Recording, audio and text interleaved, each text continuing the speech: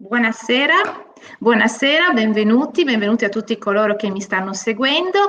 Questa sera avremo un ospite molto importante che è il presidente di Confartigianato Friuli Venezia Giulia.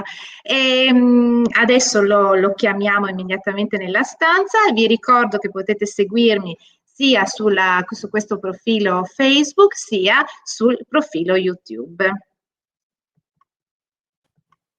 Eccoci qua, benvenuto a Graziano Tilatti, sono molto felice di averti qua stasera. Grazie del tuo invito. Io sono Allora, di stare con voi.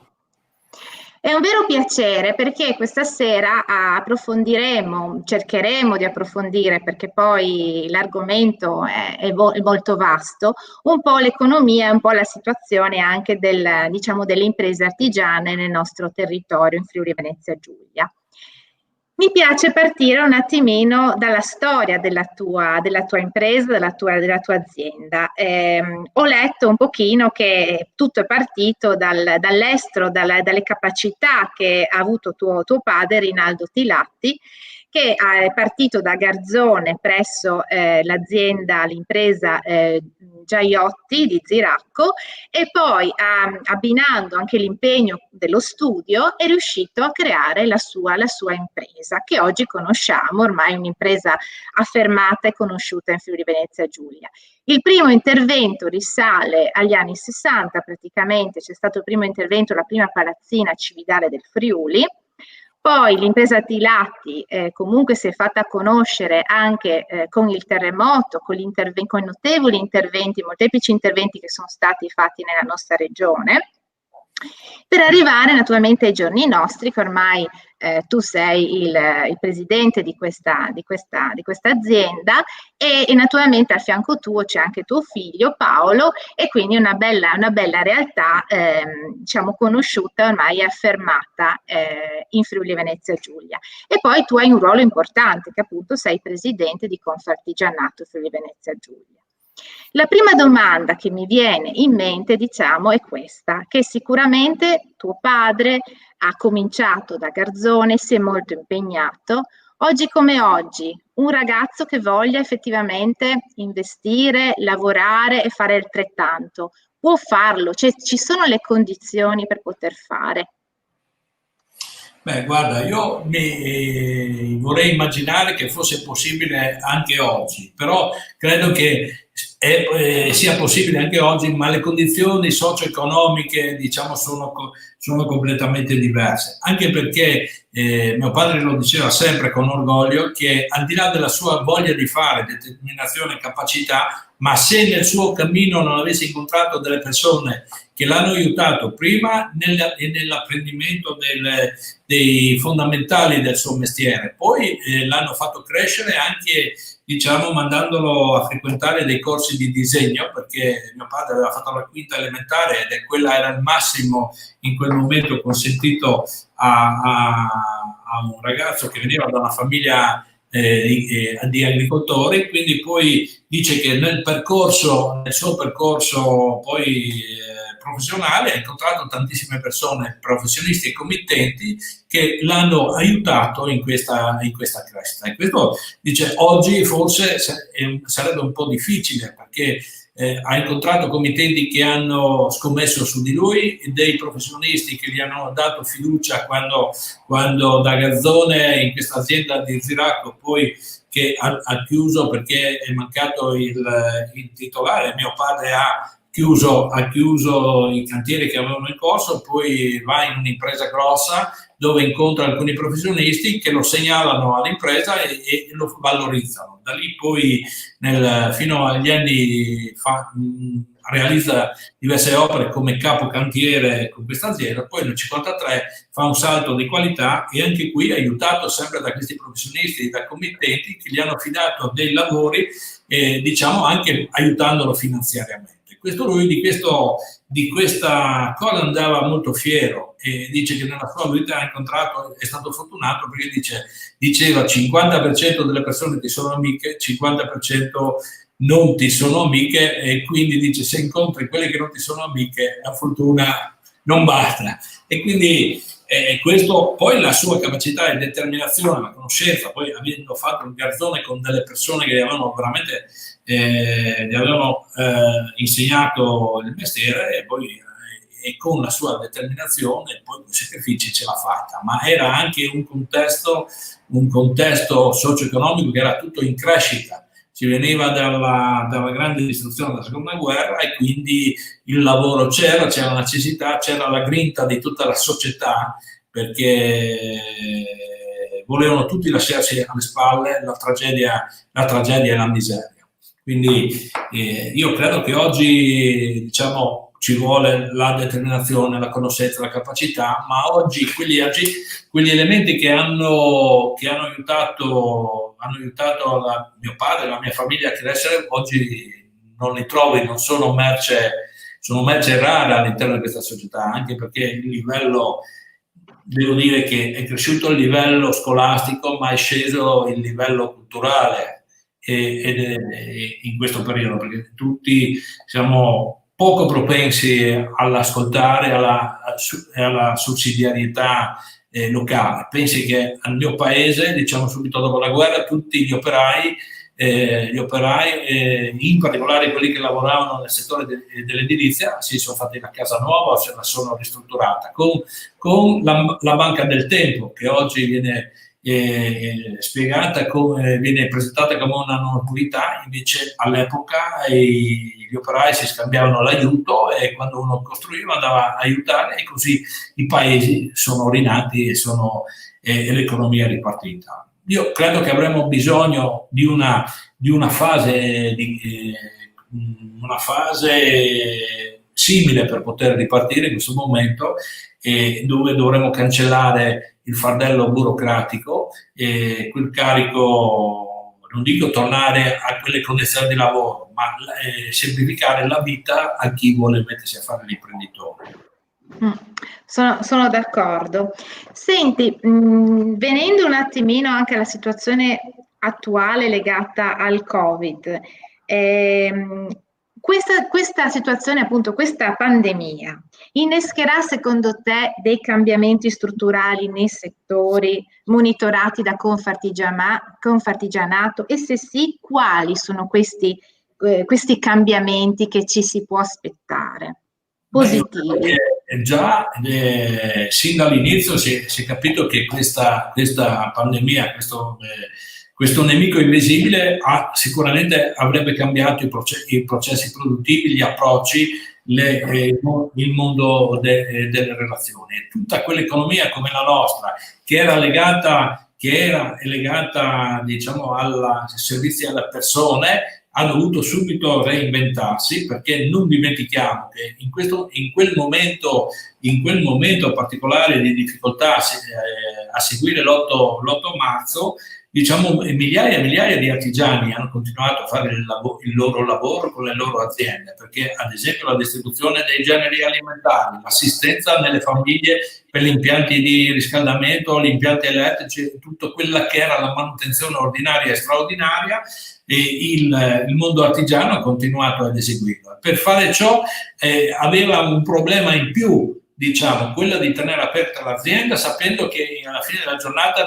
il fatturato non era sufficiente a coprire i costi. Ma la seconda, ancora più importante, era rispetto il timore di un contagio, del contagio che magari andando nelle famiglie o girando, che potesse essere portato o subito durante questi interventi. Quindi subito si sono inventati dei protocolli di sicurezza, a parte l'uso delle mascherine, ma lavorare in un certo modo, cioè un processo lavorativo inventato nell'emergenza, che oggi nella gestione quotidiana, perché ormai, diciamo, noi avevamo il desiderio, l'aspirazione che tutto ciò terminasse con la riapertura del 18 maggio, ma in realtà tutti sapevano che qualcosa sarebbe ritornato. E ad esempio è esemplare il modo in cui affrontano, ad esempio, i barbieri, i parrucchieri,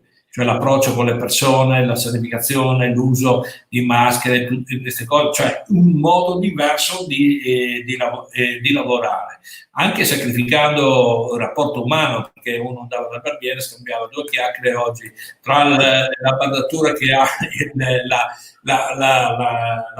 il parrucchiere o il barbiere che ti taglia i capelli, tra cui la mascherina che devi usare tu, è difficile anche quel rapporto umano. Quindi da questa situazione usciremo in modo diverso. Quello che è il dato drammatico è che le piccole imprese, diciamo, non tanto nel mondo dell'artigianato, quelle che vanno a rimorchio del servizio alle persone e alle famiglie, o che operano nel settore dell'alimentare, o quelle che poi assistono tutto il processo produttivo, quelle avranno i loro spazi produttivi. Invece le piccole botteghe, quelle che sono dedicate, diciamo, al genere più di lusso, e queste soffriranno. Poi quelle che stavano decollando, che avevano, cioè, non dimentichiamo che l'Italia stava venendo da una crisi che durava più di 7-8 anni, quindi unisci le difficoltà di questi 8 anni di crisi alle difficoltà che si sono subito presentate con la chiusura totale, quindi con la difficoltà di fare fatturato. Questo ha accelerato anche alcuni passaggi, no? Noi abbiamo anche scoperto, stiamo cercando di monitorare, che in alcuni casi questa crisi ha accelerato la chiusura di coloro che rimanevano ancora aperti in attesa di avere un ricambio generazionale, no? Cosa che in particolare in questo periodo non si verifica. Eravamo prima in difficoltà, ma ancora lo siamo di più, che quando parliamo di ricambio generazionale nel mondo delle imprese artigiane non avveniva e non avviene sempre tra padre e figlio, ma avviene anche tra l'azienda, tra il titolare e il suo capo officina, che alla fine del percorso del titolare subentra nella conduzione. Oggi questo, un po' per questa crisi e per questa paura anche delle conseguenze sanitarie, questo fenomeno è momentaneamente scomparso. Io vorrei definirla solo così, sperando che poi alla fine la gente abbia voglia di tornare a discutere, di mettersi in proprio, di scommettere sulla propria capacità di stare, oggi la parola grossa è il mercato, ma di stare in equilibrio economico, facendo un'attività che dia dignità, dia un po' di marginalità economica, e dia anche dignità a chi lo fa e che consenta di mantenere e far crescere la propria famiglia. Sì, la propria famiglia e il proprio paese, che effettivamente sarebbe l'ideale, no? Dare anche una prospettiva di futuro anche a questi ragazzi, ai giovani soprattutto, perché altrimenti sono portati ad andarsene. Forse io penso, dimmi. Prego. No, io penso che forse parlavi di questo lavoro che hanno fatto anche gli artigiani nei momenti anche di crisi, quindi di questo lavoro prezioso, questi servizi che hanno dato nel momento anche di lockdown, no? Forse si è tornati a quel senso di solidarietà che, come dicevamo prima, era ben presente, diciamo, nel passato, in particolare quando appunto tuo padre ha iniziato le attività. Forse in questo momento si è potuto di nuovo risentirlo in qualche modo, o almeno la speranza, no? Che ci ha portato a pensare questo, nonostante le difficoltà, nonostante veramente il momento non facile che stiamo vivendo, ma c'è sempre l'auspicio che da questa cosa, dalle crisi così profonde, poi ci sia la rinascita anche di certi valori, no? Io mi auguro che la conseguenza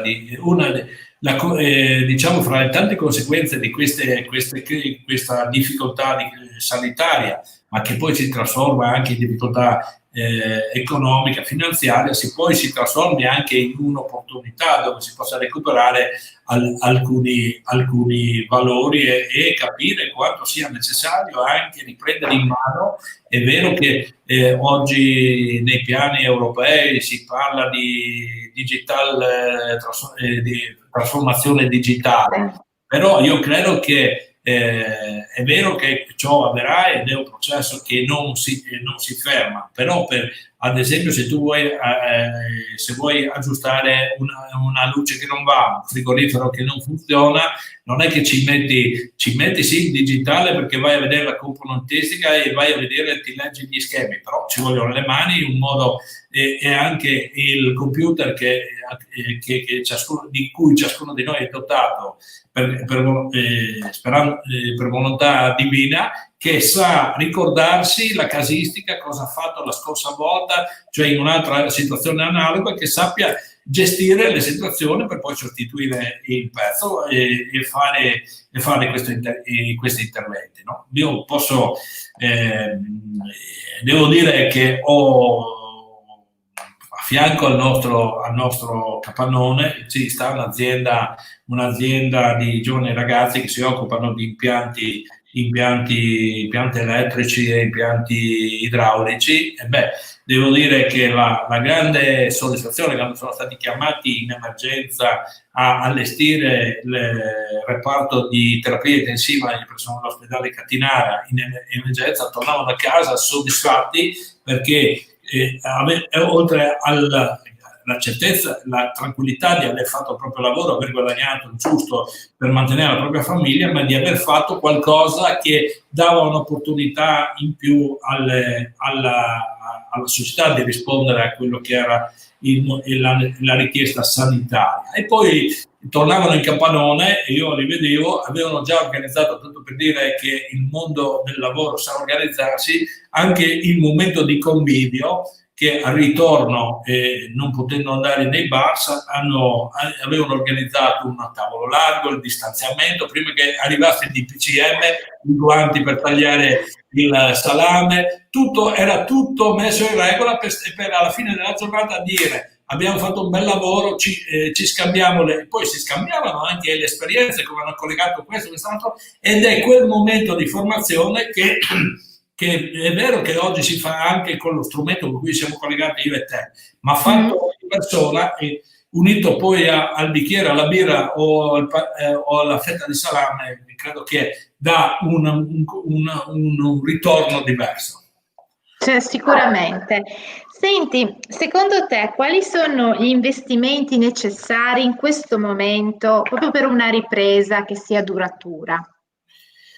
Noi potremmo, la prima cosa che potremmo fare, credo, è quella di dire: facciamo un piano di recupero, di efficientamento del patrimonio edilizio e residenziale, dove ci abitiamo, perché questo cosa ci può fare? Crea del lavoro su un mercato interno in questo momento. Praticamente il comparto dell'edilizia porta con sé il 60% del mercato interno, ci consente di avere delle case più accoglienti, delle case anche meno dispendiose sotto il profilo energetico, e ci consente di dare una mano all'ambiente esterno. Fatto questo, allora spero che fine del 2021, solo nel 2021 si venga a capo di questa situazione, dovremo ristrutturare, riqualificare e efficientare tutto il patrimonio immobiliare, che in parte quello che viene utilizzato per il manifatturiero, i capannoni dove si produce, le case e gli stabili dove si riceve gli ospiti che vengono dall'estero a visitare la nostra montagna, i nostri bei luoghi, i nostri bei vigneti, i vigneti o al mare, quindi efficientando anche questo patrimonio. Poi questo creerebbe anche un equilibrio, un minore inquinamento e quindi una migliore offerta sotto il profilo turistico. Poi se valorizziamo anche l'agroalimentare, che anche lì c'è una componente dell'agricoltura, ma c'è una componente anche artigianale, perché questi prodotti locali, cosiddetti questi prodotti di base chilometro zero, vengono trasformati da Sapienti in Mani in pani o in prodotti che poi entrano nelle nostre case. Questi sono gli interventi che nel momento di massima emergenza quelli che potremmo fare che diciamo non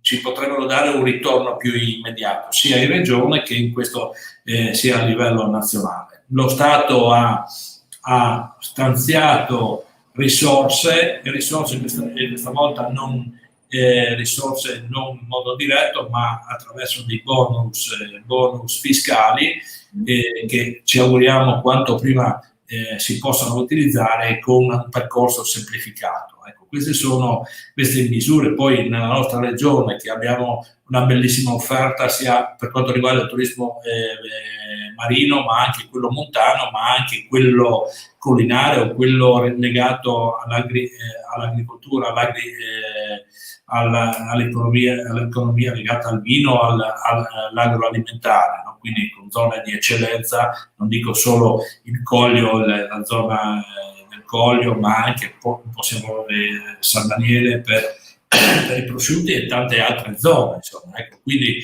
sotto questo profilo dobbiamo cercare di puntare a questa valorizzazione, che però ha un po' di limiti, perché tutto questo il turismo, tutto questo dipenderà molto da ciò che avviene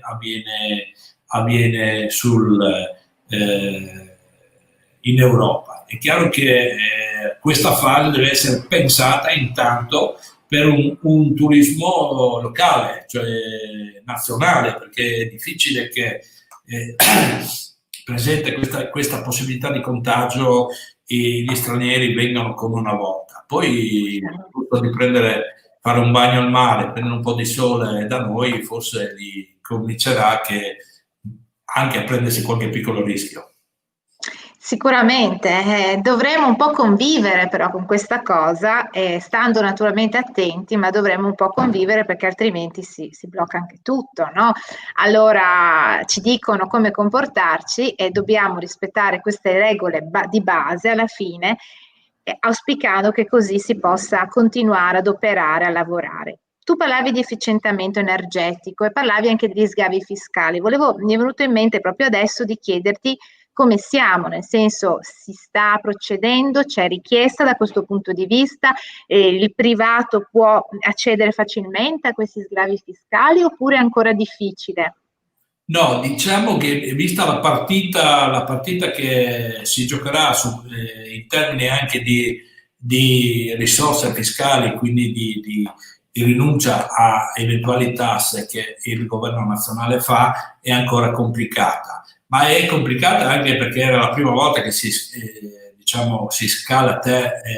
scarica a terra un provvedimento del genere. C'è la necessità di aggiustare il tiro, perché ad esempio è molto più facile raggiungere economie di scala e quindi vantaggi sulle costruzioni e sui condomini che non sulla singola abitazione, perché diciamo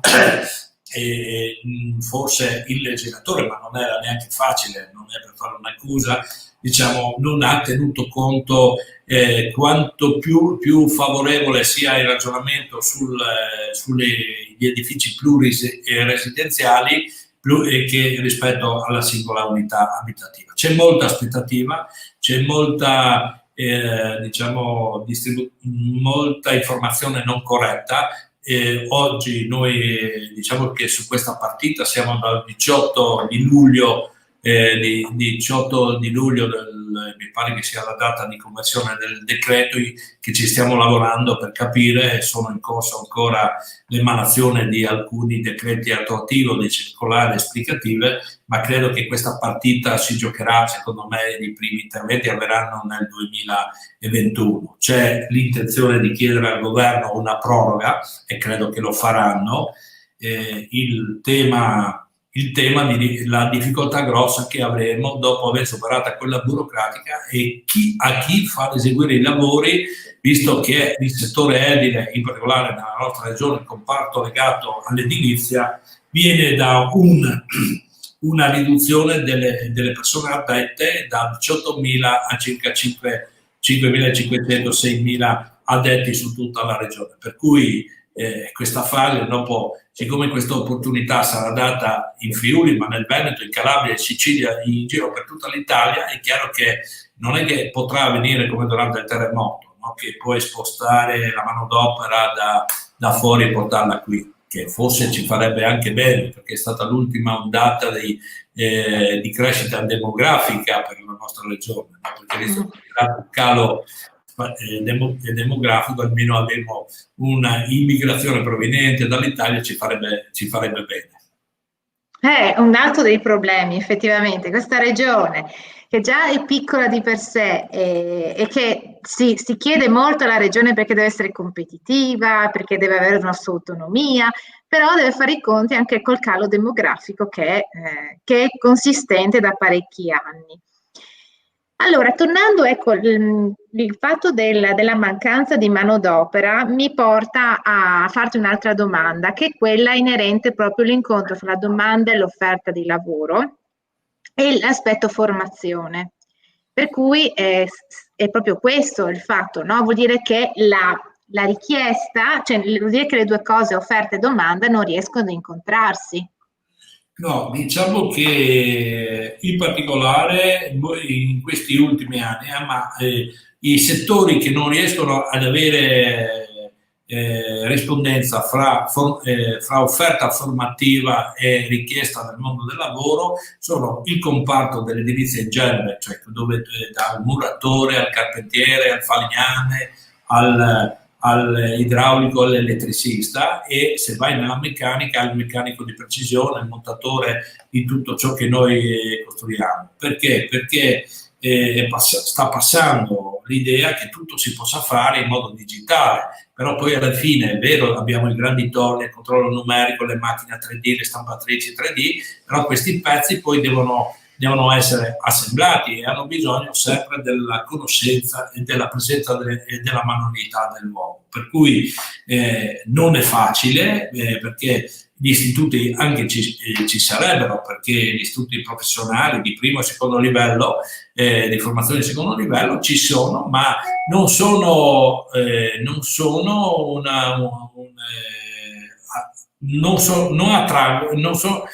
i giovani non vengono attratti da questa offerta formativa, non vengono spinti verso questa offerta formativa. Quindi abbiamo dei gap importanti, perché ci sono professioni che troverebbero posto di lavoro, troverebbero anche una remunerazione adeguata, perché in questi settori le paghe seguono il merito, non solo il merito, la capacità e la disponibilità, e non solo il minimo salariale. Per cui, cioè, convincere che la scuola è un elemento di base, perché uno che ha frequentato gli istituti tecnici, si è diplomato e poi fa delle specializzazioni, accelera il percorso di inserimento nel lavoro. Poi, in particolare, la grande difficoltà magari trovare persone che escono dagli istituti tecnici, che vanno su un torneo a controllo numerico, lo puoi anche trovare, però poi chi va a assemblare, che ha voglia poi di sporcarsi le mani, è un po' più difficile. Io spero che anche le famiglie capiscono che fare il tecnico non vuol dire solo lavorare col computer. Giusto. Giusto, bisogna anche recuperare quella manualità che manca. Allora, secondo me la scuola deve dare la cultura, perché tu hai detto un concetto molto importante, che manca se generale, la cultura, esatto. Che poi la cultura serve poi anche per formare degli uomini, dei cittadini, che poi anche tra questi uomini cittadini che si deve formare anche la classe dirigente, perché oggi è importante tornare ad avere una classe dirigente all'altezza, preparata, che non sia solo frutto di 100 like, di mi piace, che per un caso fortuito di una piattaforma ti possono portare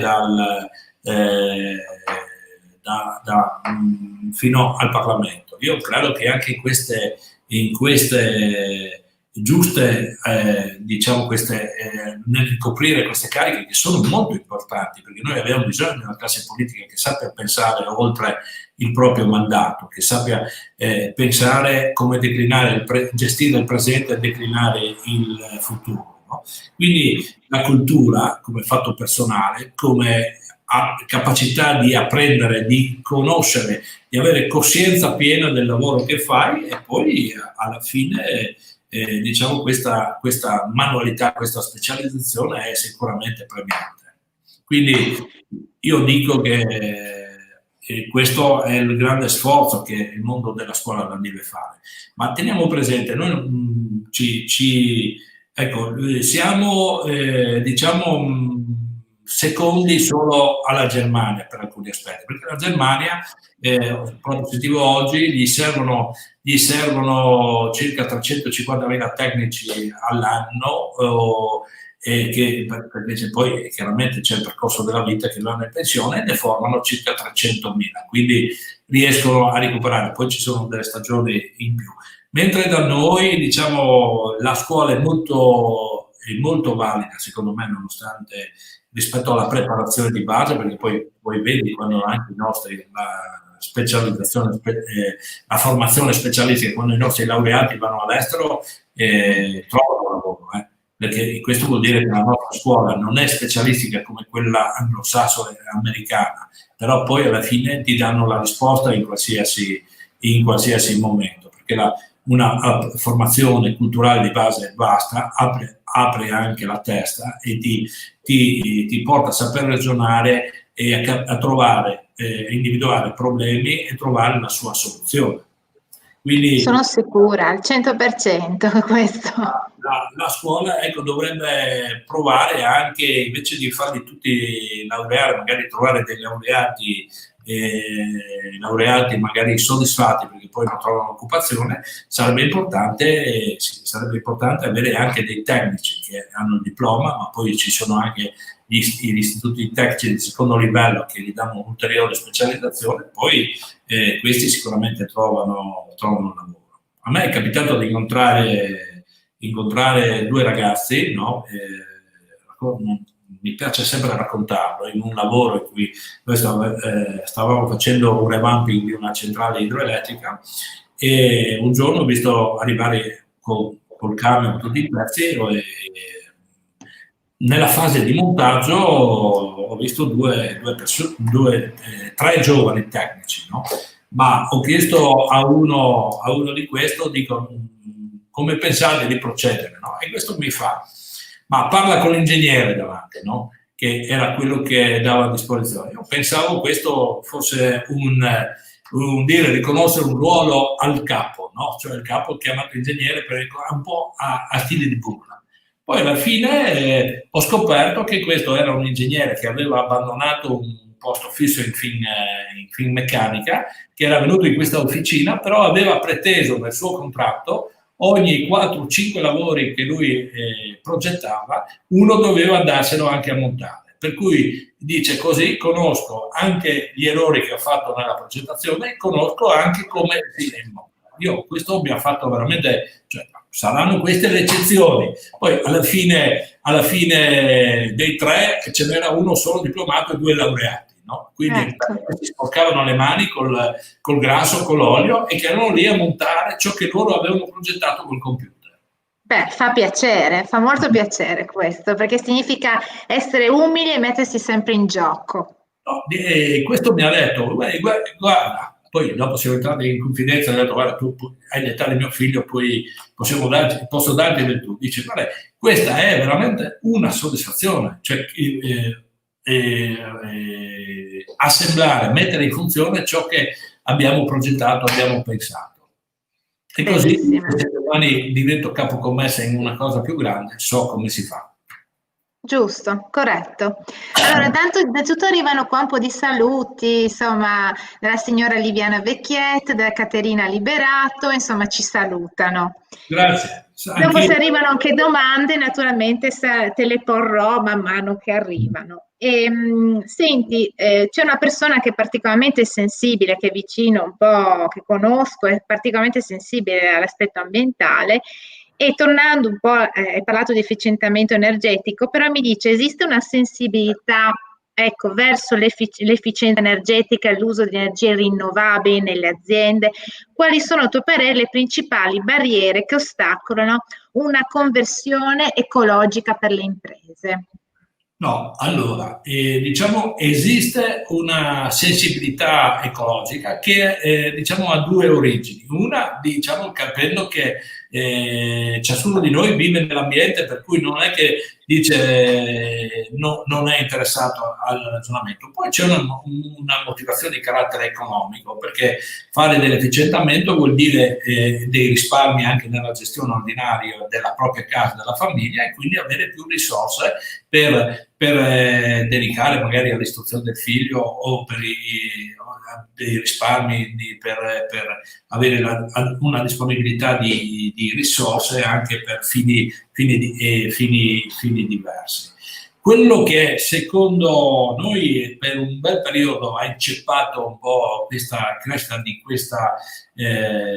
questa cultura ecologica è stato l'approccio esasperato di alcuni movimenti cosiddetti ecologisti che, non conoscendo la dinamica dell'ambiente, come si possa convivere con l'ambiente, avevano estremizzato e avevano talmente esasperato le persone che poi alla fine ragionare contro e fare alcune cose contro era diventato proprio un modo di reagire, no? In realtà abbiamo capito tutti, no? Perché siamo tutti testimoni che l'Italia, diciamo, è riuscita a fare il ponte di Genova in 2 anni, ma realizzando un capolavoro, ma nel corso dei precedenti 50 anni non si era più interessata alla manutenzione ordinaria di quel ponte, che era comunque un'opera d'arte ed era un'opera di ingegneria calcolata per i tempi, perché era stata calcolata per 12.000 sollecitazioni, ne aveva 36.000 l'ora, quindi era evidente che bisognava intervenire. Ecco, questo lì noi difettiamo, perché facciamo belle opere, però la gestione ordinaria non si fa, no? Perché se tu devi ricalibrare un torrente, se devi liberare di vegetazione spontanea che nasce, hai una serie particolare di situazioni che alla fine nessuno le fa. Allora, questo aveva creato una tensione, perché ad esempio io che vengo da come voi, venite abbiamo la fortuna di vivere, diciamo, vicino alla campagna, dove c'era un torrente, ognuno si prendeva cura del suo pezzo di argine, tagliava gli alberi, teneva pulito, e quindi quando arrivava la piena non c'erano problemi, no? E quindi ecco, oggi c'è questo ritorno, un po' perché c'è la necessità di recuperare le legna, che poi sono quelli che ti possono dare il caldo con meno inquinamento, l'effetto economico, e poi il gusto anche di vivere in un ambiente pulito, ordinato, diciamo gradevole, ecco. Certo, importante. Quindi c'è questa cosa anche nel mondo del lavoro, insomma, non è una volta, cioè c'è il recupero, si cerca di inquinare il meno possibile, recupero degli oli esausti, c'è tutta un'economia del riciclo, degli imballaggi, c'è una sensibilità diversa. Io credo che la partita green, ecco, quello che manca invece, e questo manca nelle famiglie, che io che mi sono occupato un po' dei temi dell'economia green, che è la prima forma di energia rinnovabile, è un utilizzo razionale, cioè il risparmio. Mm-hmm. A tempi miei si spegneva la luce quando si usciva, adesso forse sei in ufficio, col fatto che non la paghi più, non la spegni. Se in un edificio pubblico ancora c'è stato un periodo in cui proprio nessuno si preoccupava, allora adesso c'è anche, e qui credo che la scuola e le famiglie possono veramente hanno un ruolo importante, cioè dire, se tu parti dal fatto che l'energia che non consumi è la prima fonte di energia rinnovabile, è il dato culturale che ti permette di sviluppare questa cultura e questa economia. Vero. perfettamente vero. Anche tutti gli elettrodomestici che rimangono in stand-by, ad esempio, hanno sempre una corrente minima, no? E bisognerebbe creare una situazione per cui effettivamente va in risparmio energetico, è fondamentale questo. Anche perché tenere stand-by non è che oggi magari sono tutti a consumo energetico controllato, a basso consumo energetico, per cui diciamo, però alla fine anche la progettazione degli impianti, la linea dove sono collegati la lavastoviglie, la lavatrice, cose di questo genere, se tu hai un interruttore unico, è chiaro, togli la corrente, quindi queste LED, diciamo anche queste spie non consumano. Poi evitano che in caso di scariche atmosferiche venga bruciato. Insomma, c'è tutto poi una volta ci insegnavano, no? Dal frigo non puoi togliere la spina, ma dalla lavatrice e dalla televisione la forma più sicura di protezione e di risparmio è staccare la spina, la spina, no? Per cui però bisogna avere voglia, tempo, cultura, questo un po' più di attenzione, diciamo, sì, no? sì. Così in generale. Sai, mi è venuto in mente prima che parlavi di una classe, tornando un attimo, facendo un passetto indietro, di una classe comunque imprenditoriale preparata, mi è venuto in mente proprio una proposta che ha fatto un anno fa circa Riccardo Illy a Gorizia, che ha detto mi piacerebbe realizzare una scuola per dirigenti. E mi sembra che sarebbe opportuno formare anche quelli, come dicevi tu, e volevo solo darti questo là perché lui l'ha pensata questa cosa e trovo effettivamente che sarebbe una bella idea da realizzare anche nella nostra regione. Oggi, allora, è una scuola per dirigenti, comporta due cose. La prima, diciamo, quello che manca oggi non è la formazione di un bravo ingegnere, di un ingegnere o di un commercialista o un responsabile delle finanze dell'impresa. Quello che manca oggi è una scuola dove tu possa in qualche modo scaricare a terra anche le tue conoscenze, dove cominci e impari a prendere ti assumi le responsabilità sempre più graduali, ma e cominci a capire come si possa condurre un'azienda. C'è una scuola a Trieste importante, che è il MIB, c'è una scuola, ci sono le 2 università presenti, anzi sono 3 università che abbiamo in questa regione. Siamo anche fortunati e questi potrebbero anche fare delle scuole di specializzazione, però poi alla fine questi devono fare un percorso con le aziende dove l'azienda sia disponibile. Intanto deve dire mi serve un ingegnere o un responsabile finanziario perché deve fare questo, cioè la motivazione per cui va in azienda e lì comincia piano piano a mostrare le sue competenze e comincia quel percorso di assunzione, di responsabilità, di capacità di scegliere in tempi veloci, tenendo presente che la cultura oggi della scelta della responsabilità dovrebbe avere anche un ritorno sul sociale. Cioè dire, io non posso immaginare, dobbiamo liberarci da quel concetto dove si dice io rimetto a posto un'azienda tagliando posti di lavoro. Perché poi alla fine di questo percorso ci sarà anche sicuramente la digital. Io parlo perché vengo da un settore dove difficilmente l'uomo può essere sostituito dalla macchina,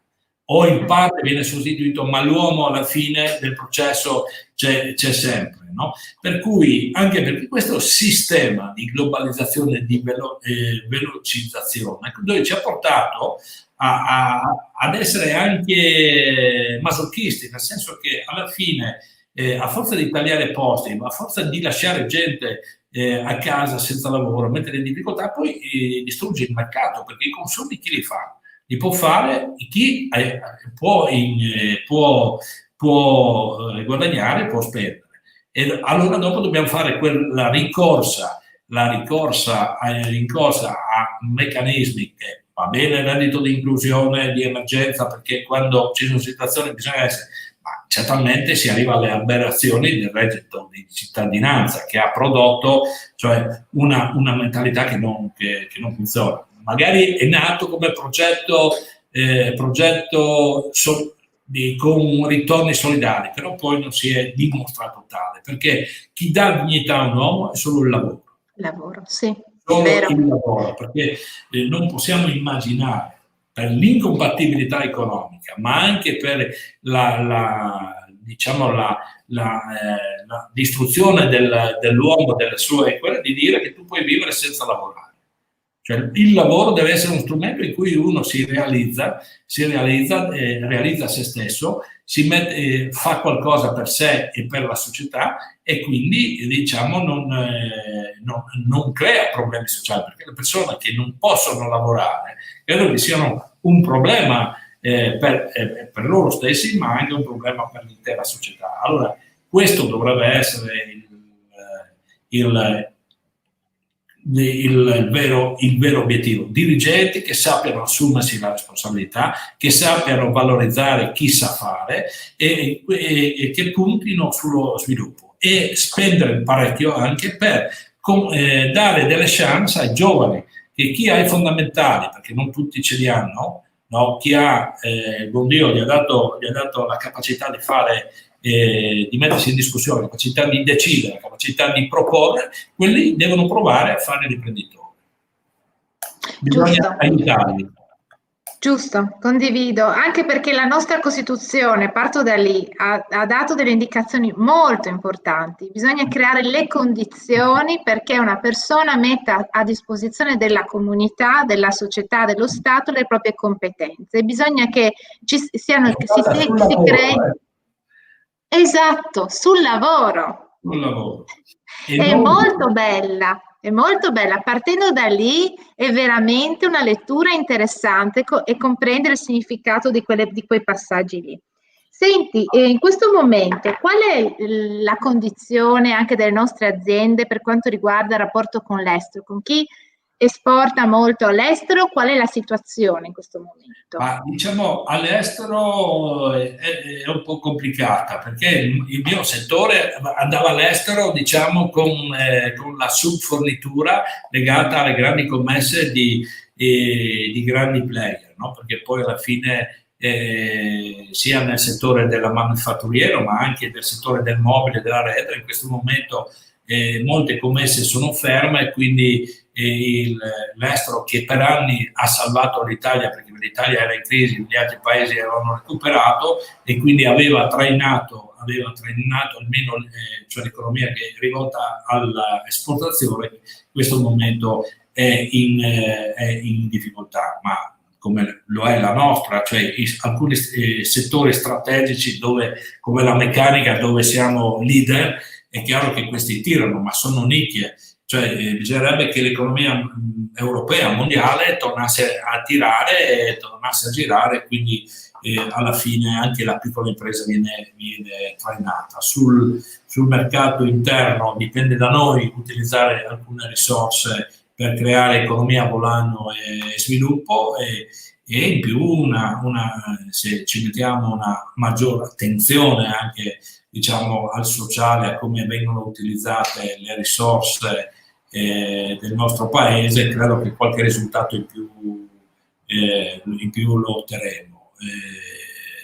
Oggi bisogna anche cioè riprendere il gusto dell'assunzione di responsabilità, e due, diciamo, iniziare oggi una politica per la famiglia, poi facciamo la famiglia di fatto naturale o quello giuridica, quello che volete, però una politica sulla famiglia che poi che ci porta poi anche a valorizzare una politica demografica, perché se lo facciamo oggi i primi risultati li abbiamo fra 20 anni. Nel frattempo dobbiamo gestire una popolazione che sta sempre più invecchiando, una popolazione dove 3 lavorano, 10 non lavorano, e quindi i costi di questo sistema socio-assistenziale sono sempre più complicati. Poi io mi auguro che finita questa emergenza si valorizzi anche una classe dirigente di amministratori sia politici che locali, che tornino a prendere il gusto di occuparsi della cosa pubblica e possono veramente gestire il presente e una programmazione per il futuro. Vero. E senti, qual è in questo momento a livello regionale? Cioè, com'è l'andamento delle nostre aziende nelle diverse ex province, diciamo? È differente? C'è qualche zona che risente di più della crisi o meno? Diciamo le zone che risentono più della crisi in questo momento sono l'Udinese, cioè l'ex Mm. provincia di Udine, ma in alcune zone, perché in alcune zone particolari, in alcune zone come ad esempio un dato controtendenza ci arriva dalla Carnia, diciamo che ha segnali meno negativi, poi diciamo la zona legata anche al distretto della meccanica e della zona di Codroipo, che è un po', viene trascinata un po' dalla provincia di Pordenone, dove ci sono dei segnali non positivi, ma leggermente negativi, quindi sono in fase di recupero. Una zona che va molto bene per il nostro, molto bene, ha mantenuto i livelli pre-crisi, sono Trieste, e in parte l'area di Monfalcone un po' legata anche ai cantieri.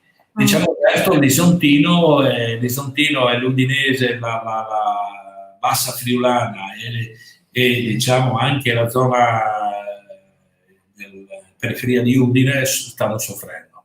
Soffrono anche, in particolare anche perché il commercio sta soffrendo in maniera esasperata e quindi ci trascina perché c'è una serie di mercati trainati e trainati che a loro volta diventano trainanti e quindi non funziona neanche la domanda interna. Questo un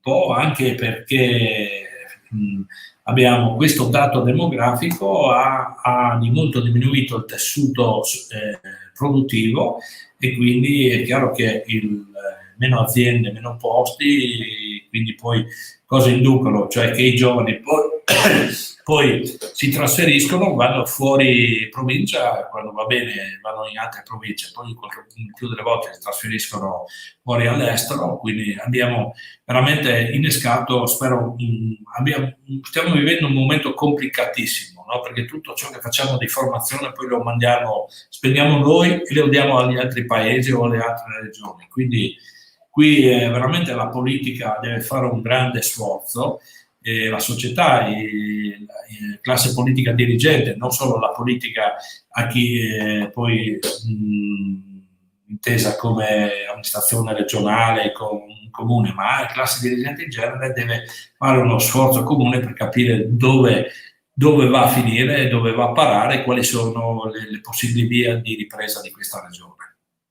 Certo.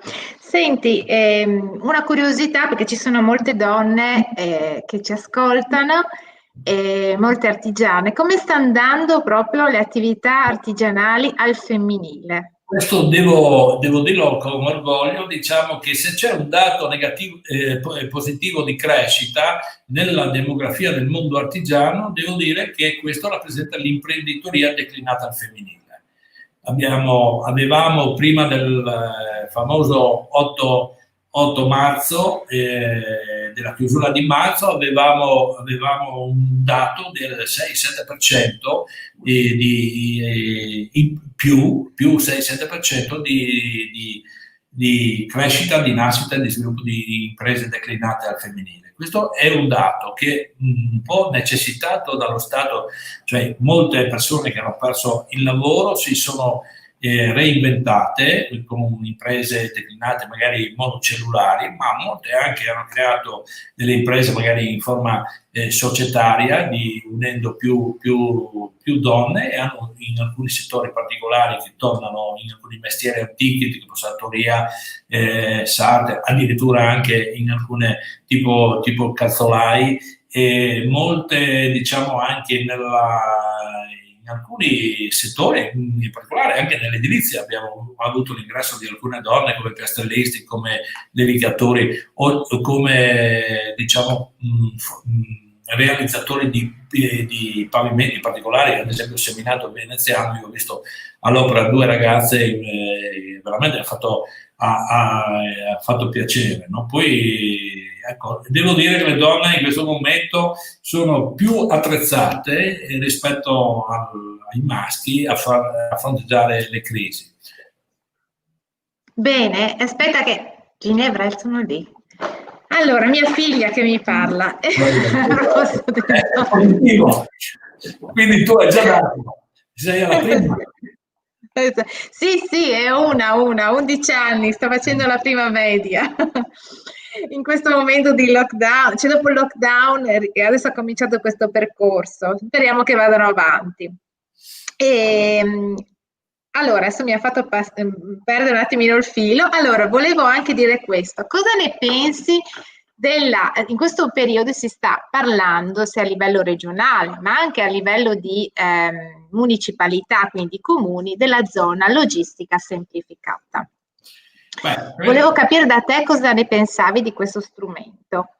No, intanto diciamo mi fa piacere che anche il decisore, sia politico a livello regionale che a livello nazionale, abbiano capito che questo potrebbe essere uno strumento che ci consenta anche di riprendere quel ruolo, diciamo, di economia di trasformazione che è stata la grande risorsa del post-guerra. Cioè che delle merci che vengono qua, dei semilavorati che poi qui possono essere assemblati o ulteriormente trasformati per poi diventare prodotto, e quindi entrano in queste zone logistiche semplificate dove ci sono alcuni vantaggi di carattere fiscale, cioè che devono essere comunque, creano anche un'economia particolare, vengono trasformate e vengono nel periodo in cui sono in esenzione fiscale. Credo che questo sia uno dei modi per dare risposte ai continui, perché noi in questo momento abbiamo parlato molto, si è parlato molto della via della seta, però diciamo tutta questa concorrenza anche un po' sleale, nel senso che il costo della manodopera o le pretese o i diritti riconosciuti ai lavoratori cinesi sono molto diversi rispetto ai nostri, quindi è chiaro che noi non possiamo vedere solo i container che arrivino, o allora se arrivano questi container la fase finale la facciamo noi e magari li rimandiamo via mare dove devono andare. Quindi queste zone facilitate sotto il profilo fiscale, degli adempimenti fiscali, del pagamento di eventuali dazi o IVA, è un tentativo di mettere la regione nelle condizioni di rispondere. Perché io mi ricordo prima della caduta del muro, ero un ragazzo che magari anche noi ci credevamo che questa caduta del muro avesse riportato questa nostra regione al centro della Mitteleuropa, ma in realtà siamo diventati una zona periferica. Per fortuna diciamo i nostri genitori, quelli che erano prima di noi, hanno investito sulle infrastrutture portuali e sulle infrastrutture anche ferroviarie, che ci permettono oggi di avere un ruolo, perché il porto di Trieste sicuramente ha un futuro, il porto di Monfalcone e anche quello di Porto Nogaro, perché essere pronti oggi in questo momento crea delle enormi possibilità. Poi ad esempio la posizione strategica del porto di Trieste rispetto al nord e all'est dell'Europa verso la Russia, quando tutto il mondo, e ci auspichiamo che si tranquillizzi sotto il profilo politico, ecco che questa è un'opportunità. E diciamo Trieste gode anche di un vantaggio competitivo perché le zone franche ce l'aveva già da parecchio tempo, dal tempo di Maria Teresa dell'Austria, che queste non esistevano, ma non sono state utilizzate dal post-guerra in poi. Ecco che quindi parlare anche di queste zone logistiche semplificate potrebbe dare una spinta sia all'Isontino, all'ex provincia di Gorizia e quindi alla Bassa Friulana, anche al Friuli, insomma, fino poi zona pordenonese, però più ci allontaniamo più diciamo diventa complicato cioè mantenere competitività allungando la distanza è un po' complicata. Però insomma speriamo il primo passo sia in Regione che in Parlamento si è fatto e speriamo che un provvedimento che esca puro sangue non esca poi mulo alla fine esatto. del processo legislativo, no? Ecco, quindi io sono sempre fiducioso sulle novità. Ma sì, ci si augura, proprio questo che ci si augura e si chiede a chi ci rappresenta di portare avanti un valido progetto, che non sia, diciamo, una via di mezzo, ma che sia una cosa utile al territorio, no? Ecco, veramente utile. Al territorio, sì. Perché poi alla fine questa regione, 3 porti attrezzati, interporti e situazione diciamo anche sotto il profilo della ferrovia, se accettiamo il trasporto persone che si ferma a Mestre, no? Sotto il profilo del trasporto delle merci credo che sia veramente uno dei più attrezzati dell'Italia e credo anche dell'Europa, no? Per cui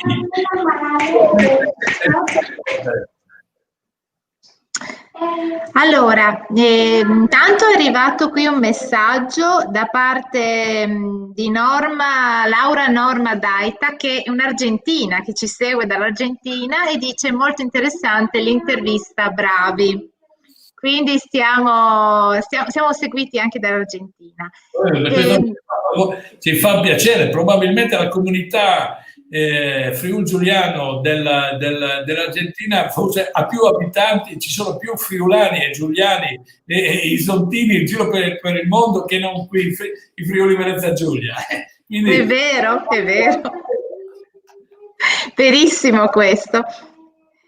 Senti, abbiamo sforato l'ora, io ti chiederei le ultime cose, che innanzitutto i progetti che vuoi realizzare ancora come presidente di Confartigianato e poi ti chiedo l'ultima cosa, dei suggerimenti che daresti ai ragazzi adesso per trovare il lavoro in questo momento, donne e uomini. Allora, i progetti che noi abbiamo in testa, uno è la gestione dell'emergenza per mettere in tranquillità più aziende possibili. 2, abbiamo un progetto sul credito, in particolare sul credito per le piccole imprese, per il microcredito e piccolo credito. Abbiamo fatto qualcosa di proprio a Gorizia, la filiale di una società istituto di microcredito proprio che avrà come compito finanziare start-up, finanziare la parte di imprese che vogliono di nuove imprese e poi nella seconda fase ci sarà anche una fase per le famiglie e quindi questa nasce a sede di Gorizia e le varie filiali operative su tutto il territorio.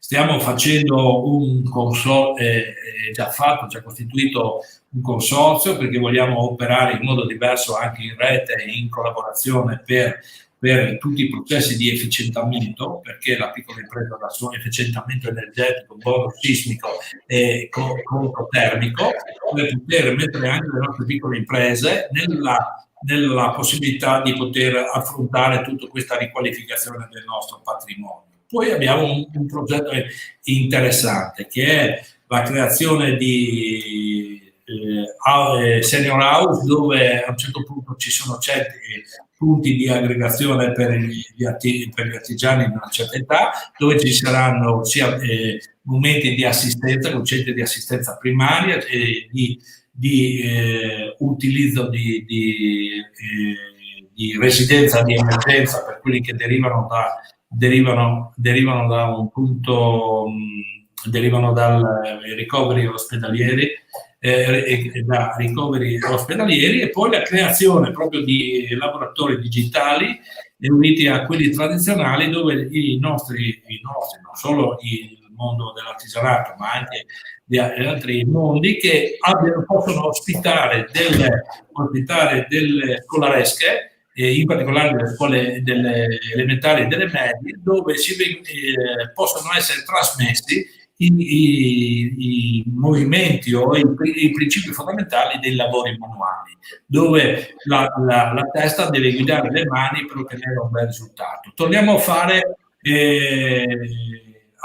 ciò che una volta faceva la scuola, perché io quando ero alle elementari il sabato era dedicato 2 ore, 3 ore alle attività manuali pratiche, dove utilizzando il traforo ci insegnavano a aggiustare la bicicletta che quando forava, alle donne insegnavano cucito o il ricamo, tutte queste cose. Ecco, io credo in più apriremo, diciamo, questo centro di assistenza dove, diciamo, queste persone che tornano a casa dall'ospedale, che però hanno i figli distanti, possono trovare residenza temporanea e assistiti magari dai loro colleghi, mettendo in condivisione alcuni servizi, cosiddetto oggi lo chiamano co-housing, no? Ecco, tutto questo, diciamo, il primo progetto pensiamo di realizzarlo utile, ma credo stiamo studiando per realizzarne uno anche a Gorizia o in provincia di Gorizia. Speriamo, ecco, queste nuove cose che io, per quello che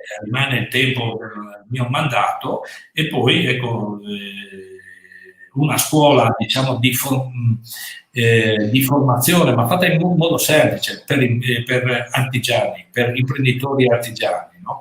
Dove si possono trasmettere, ecco, sempre all'interno di questi centri, dove gli artigiani raccontino l'esperienza, come hanno creato la loro cucina, il loro laboratorio, e come si siano potuti realizzare nel loro mestiere, dando serenità, oltre che contenuto economico, alla propria famiglia, ma anche ai propri dipendenti. Queste sono le mie ambizioni e spero, non solo mie, ma dell'intero gruppo dirigente di Confartigianato, che è variegato, ma che è molto attento, perché poi l'artigiano è un po' come il volontariato. Tu in ogni situazione di volontario trovi un artigiano che poi fa anche il suo momento giusto di declina i valori del bilancio etico-morale che dicono oggi. Invece gli artigiani lo fanno sul campo, andando a cambiare il rubinetto o assistendo, facendo delle manutenzioni all'anziano che oggi non riesce a farlo, e il più delle volte lo fanno anche a titolo gratuito. E questo è uno dei vanti della nostra categoria. Bene, senti, allora innanzitutto ci scrive un'altra persona, grazie, molto interessante, quindi è piaciuto molto questo incontro. Grazie dell'attenzione, perché non è facile farsi ascoltare in questo periodo. No. Perché, diceva il nostro, perché poi sono fonti di sapienza i nostri artigiani, dice che oggi uno di questi, un banco dirigente, ha detto che molti oggi non ascoltano per imparare, ma ascoltano solo perché devono. E quando tu non ascolti per imparare, per confrontarti con gli altri, c'è da cominciare a preoccuparsi. Sai, ti racconto anche questa, perché diciamo, il progetto proprio a livello sociale che volete mettere in piedi è un progetto meraviglioso, lo trovo veramente all'avanguardia in questo momento. E ti dirò che qualche anno fa, come associazione Amis da Monquarine, l'associazione che organizza poi la Viarte qua a Cormons, ma è stato proprio organizzato un piccolo laboratorio di falegnameria per i ragazzi, un doposcuola. E devo dire che ha avuto successo, è piaciuto, quindi i ragazzi hanno bisogno di questa manualità, voglio dire, anche i ragazzini proprio. Ma poi trovi anche, io ho avuto la fortuna visitando aziende, magari il sabato quando c'è da pulire, perché la prima cosa che i nostri artigiani insegnano a pulire è a pulire il laboratorio e a tenere puliti gli attrezzi, fanno desiderare, no? Però poi scopri dei ragazzini che hanno delle manualità fantastiche, che magari poi li vogliamo mandare al liceo e là si perdono, e mentre potrebbero essere dei bravissimi tecnici, perché questi oggi sono i tecnici, saranno i tecnici del futuro. Certo, valorizzare le risorse, le capacità. Allora, due cose. Suggerimento a chi in questo momento, e sono tante anche donne e uomini che stanno cercando lavoro, e ultima cosa che ti chiedo, progetto di Cormons, piazza 24 maggio. Allora, prima sul temi generali. Allora, per quanto riguarda chi ha voglia di mettersi, che oggi è in cerca di lavoro, ma forse è bene fare un percorso di lavoro alle dipendenze degli altri, poi capire qual è la propria propensione, ma poi quando si è giovane si può credere in se stessi e provare e provare. Quindi potete venire dalle nostre strutture dove troverete tutto il supporto per poter frequentare i corsi di preparazione e poi ricevere tutte le notizie per accedere, per aprire la propria attività e anche per accedere alle provvidenze. Per le donne, diciamo, credo che questo è un invito solo a venire a trovarci, a confrontarci con i nostri anche movimenti donna, dove si parla del lavoro declinato femminile, che vuol dire conciliare i tempi anche con la famiglia, ora credo che sia importante e poi decidere se aprire o meno l'attività. Per quanto riguarda il progetto di Cormons in Piazza, che riguarda la nostra azienda, credo che dovremmo essere vicini all'inizio dei cantieri, perché nella nostra programmazione, che era stato rallentato da questa crisi perché ci ha spaventati, credo che a gennaio, se non ci chiudono di nuovo, partiremo. Molto bene. Bene, io direi, Graziano, che chiuderei qui perché siamo 1 ora e 10. Grazie. È stata una bellissima chiacchierata, veramente costruttiva e interessante. Ti ringrazio tantissimo e arrivederci a presto. Va bene, grazie, alla prossima. Io spero anche di poter venire a Cormons e assieme prenderci anche, goderci il gusto di un buon bicchiere di vino della vostra zona. La città. Guarda, ti aspetto. Ho imparato ad amare assieme a mio padre, a frequentarla e la frequento sempre con piacere.